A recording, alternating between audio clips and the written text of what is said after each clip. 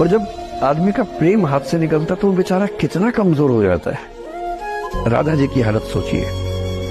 अति मलिन वृष भानु कुमारी, हरिश्रम जलु अंतर तन भीजे ता लालस न धुआवती सारी।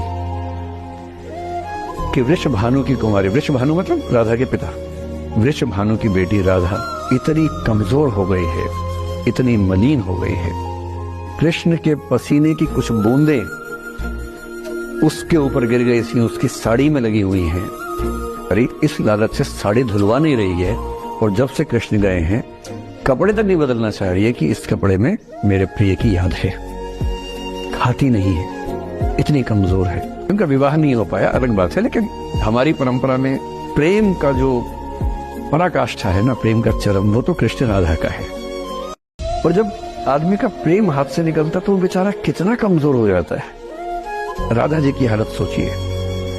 अति मलिन वृष भानु कुमारी, हरिश्रम जलु अंतर तन भीजे ता लालस न धुआवती सारी।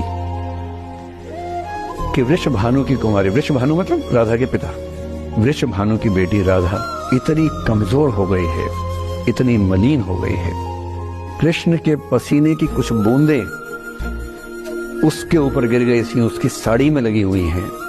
अरे इस लालच से साड़ी धुलवा नहीं रही है, और जब से कृष्ण गए हैं कपड़े तक नहीं बदलना चाह रही है कि इस कपड़े में मेरे प्रिय की याद है।